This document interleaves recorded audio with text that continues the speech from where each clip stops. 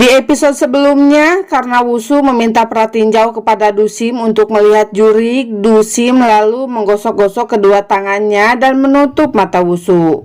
Ketika Wushu membuka matanya, ia terlihat tidak percaya tentang apa yang sedang dilihatnya. Rupanya ia benar-benar bisa melihat semua jurig di sana. Melihat Wushu ketakutan, Dusim malah mengucapkan selamat datang kepada Wushu dan pergi meninggalkan Wushu sendirian yang dikelilingi oleh jurig-jurig tersebut. Karena tak tahan dengan situasi menakutkan itu, Wushu kabur dari rumah Dusim dengan menaiki bis. Namun bukannya tenang, di bis pun ia dikelilingi oleh para jurig. Esok harinya Wushu tidak masuk sekolah setelah kejadian yang dialaminya semalam. Sujong yang melihat Wushu tak masuk sekolah menanyakannya kepada Dusim, akan tetapi Dusim berkata kalau ia tidak tahu apa-apa. Di sisi lain, wali kelas Dusim terlihat sedang berbicara dengan pria tua yang memiliki roh jahat. Rupanya pria tua ini adalah kepala sekolah di sana. Wali kelas Dusim meminta agar kepala sekolah membatalkan ujian karena ia takut kemungkinan seseorang akan meninggal jika sekolah mengadakan ujian lagi. Namun kepala sekolah kekeh ujian akan tetap dilaksanakan. Sepulang sekolah, temannya Wushu meminta Dusim untuk melihat Wushu karena ia sangat mengkhawatirkannya.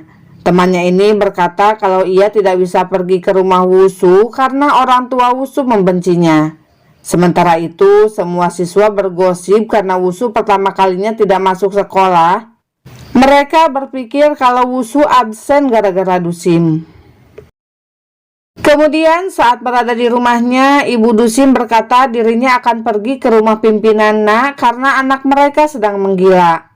Dusim yang mendengar hal itu sangat mengkhawatirkan Wushu sehingga ia pun ikut pergi dengan ibunya. Sesampainya di rumah Wushu, ibunya baru mengetahui kalau Wushu adalah putra pimpinan Na. Ia pun bertanya kepada Dusim tentang apa yang terjadi padanya, namun Dusim malah meminta ibunya untuk pergi dan mengatakan ia akan mengurusnya.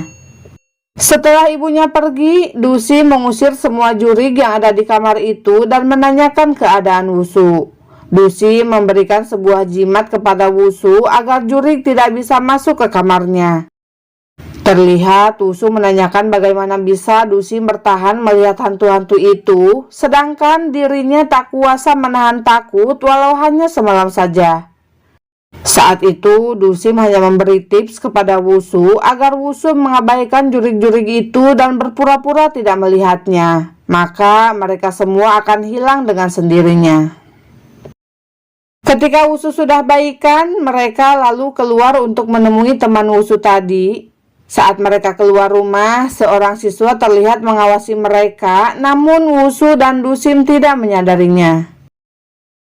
Sesampainya di kedai tenda, Wushu memberi beberapa buku kepada temannya agar temannya belajar bersama karena besok mereka akan ujian di sekolah. Di sana, Dusim memberitahu temannya Wushu bahwa ayahnya yang sudah meninggal ingin melihat dia belajar. Akhirnya mereka pun belajar bersama dan ayahnya berterima kasih kepada Dusim. Kini Wushu dan Dusim semakin akur dan mereka mulai terbiasa membicarakan tentang jurig. Wushu baru mengerti dan yakin kalau dulu ia memeluk Dusim dikarenakan dirinya sedang dirasuki. Lalu secara mengejutkan tiba-tiba Wushu memeluk Dusim. Ia terlihat sangat senang sehingga membuat hati Dusim deg-degan.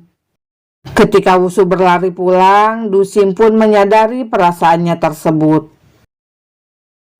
Oke Cingu, jika kalian penasaran dengan episode selanjutnya, jangan lupa like, comment, and subscribe channel Mimin ya, biar kalian tidak ketinggalan menyaksikannya. Kamsahamnida, bye-bye.